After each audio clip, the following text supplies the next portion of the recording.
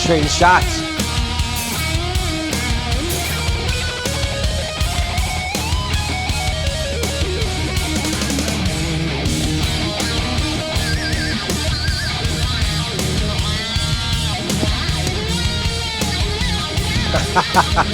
wait, wait.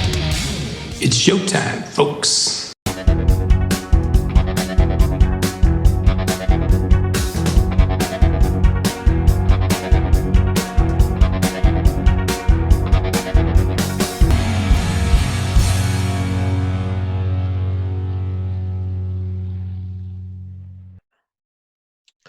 Ding dong. Come on in. Welcome home. Hey, it's good to see you again. I haven't seen you in a while. It's been How a you minute. doing? It's been a minute, literally. But hey, how are you? Oh, I haven't seen you guys out there too in a long time. Welcome. Come on in. Come on in. I'm about to ask Andy for a song because that's what we do on this channel. Andy, what do you think? You got anything for me? I do, in fact. I'm actually in the vein of this being hospitable and welcoming folks. I have a song that kind of carries that mantle. It's called Welcome Home. And it's a little prog ditty by a band called Modern Prog called COHEED and Cambria. I never heard of those guys at all. Color me not surprised. But they are big in the prog scene, especially modern stuff now. And they are a really talented bunch of musicians. So I hope you like their tune, Welcome Home. Give it a listen and let me know what you think. I will. All right.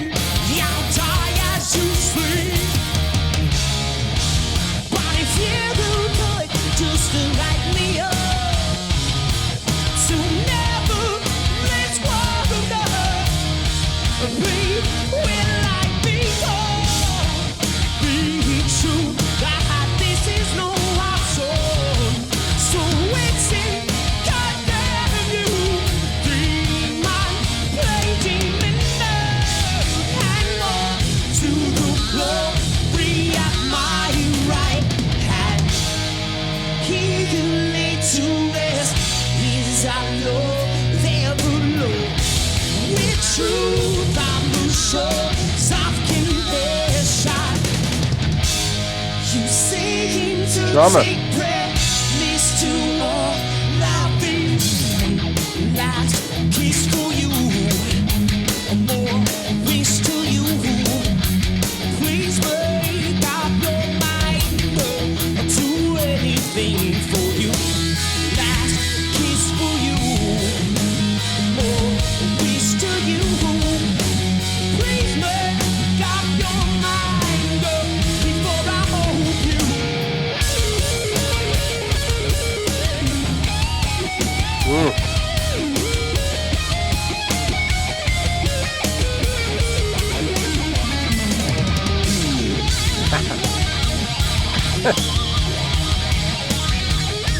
Little Jimmy.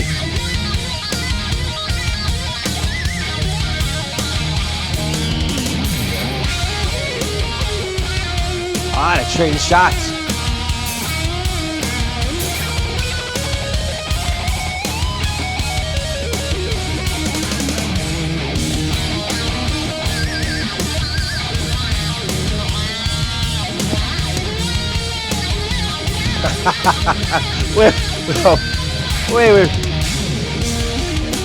Wait a minute. They're obviously having this like back and forth, you know? One guy does a solo, the other one, they trade off.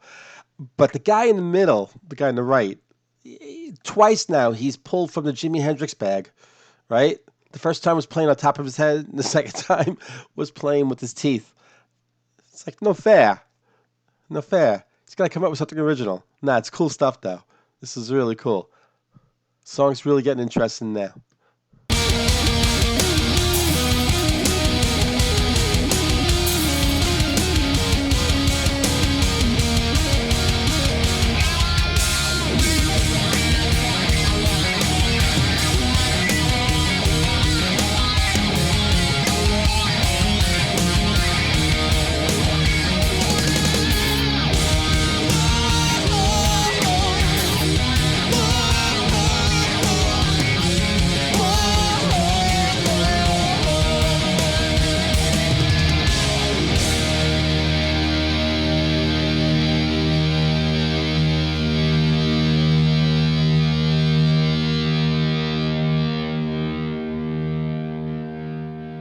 Before it gets to commercial. Wow, that lit me up. That really put a big smile on my face. Those solos. Wow, changed the whole song for me, really. All right, let's talk with Andy about it. First off, what part of that is prog? There's like nothing in that performance is prog. That was probably first 2 minutes or so of just this sort of heavy metal, kind of technical, clean heavy metal sound that is interesting to a certain point to me. And then I'm like, okay, you know, normally there's something else with the song, but let me just get into that first. I was looking for prog. There was no prog in that song. That's interesting because they're labeled as progressive metal, progressive rock, alternative metal, post-hardcore, and emo. Now, I would say that this is probably one of their more radio. I don't even know if this has gotten radio time. I've never heard it on the radio, but I would imagine that of their oeuvre, this is something that's probably as close to radio friendly as you're going to get. And it's off of a concept album that has a lot of moving parts. So the story as a whole from the concept album is the music is pretty progressive in its packaging. But I'm glad that you saw this as more accessible, if you will, than like your typical prog song. Well, I'll get into prog, and I was actually really intrigued with prog, and I was like, where the hell is the prog? But that said, you know, I'm kind of kidding a little bit, but it was really more of the sort of heavy metal type of sound that I kind of, you know, sort of associate this as. You know, just it was a very you know, the two guys who were playing guitar, playing just these licks that were, you know, just that sort of clean, technical, sort of heavy metal sound that is, you know, wow, these guys are really good, you know, and the one guy is, you know, he's got two guitars, you know, it's really cool. And I'm waiting for him to like, you know, blow that baby up, you know. And so like the first 2 minutes or so like that, maybe a little bit longer, it was like, okay, you know, it's cool, you know, it's rock, you know, and I like that. And then he decided to do solos. And the solos were just, I mean, my face just lit up. I mean, That was just so much fun because these guys were they decided to sort of like duel each other. Yeah, There's one guy was doing the one, and then the guy with the two guitars doing the one. You know, and what was so cool is that the guy with the two guitars, who was singing most of the song, um, his first solo, he decided to take the guitar and put it on top of his head, and play the notes, whatever, on top of his head. yeah, That's out of the bag of Jimi Hendrix. And I'm sure. like, okay, and I'm smiling. I'm like, oh man, this guy means business. They're in a duel, and this guy's pulling out, from the Jimi Hendrix. And then the other guy goes, and he's good. I mean, they're both just great. And what they would do with the solos too is just fun, and it was breaking out of a real clean technical thing. It was just they were just playing, rock solo stuff. It was just Yeah, they were bringing me in, right? And then it goes back to the guy with the two guitars, and now he decides, well, he starts soloing again, right? Okay, and all of a sudden he takes it and he puts it to his mouth and he starts playing with his teeth, and yeah. it's like that's another Or Jimmy that note with his Hendrix. tooth. Yeah, And I was laughing because I'm thinking, boy, this guy again. He's like, if I'm gonna try to beat, if they're like in a duel, Chris right. would always be like, you always You say that always the love to make it a musicians competition. always like at each other. Well, right here in this case, they're like, soloing against each other. Um, and he's like, hey man, I'm gonna pull out from the best of the best. And I love that. I thought that was so great what he was doing, what they were both doing, and that just uplifted the song for me. Yeah. I got to go back to that performance. It was so much fun. Yeah, Yeah, and it was really well mixed. The live performance was really well mixed, so everything kind of came through really really well. I love yeah, the rhythmic driving nature of the song anyway. Um, but yeah, when those leads kick in, it takes it to a whole nother level. And it's also interesting you're sort of referencing Jimmy Page and how he's taking from Jimmy Page's or Jimi no, Jimi Hendrix, Hendrix. Yeah, but he's taking, and that was a Freudian slip on my part, because he's also taking from Jimmy Page, because here he is with his double necked SG like in Stairway to Heaven, and he's over here, yeah, going from both back and forth from both necks on different parts of the lead. And so he's got all these 60s greats, tricks up his sleeve.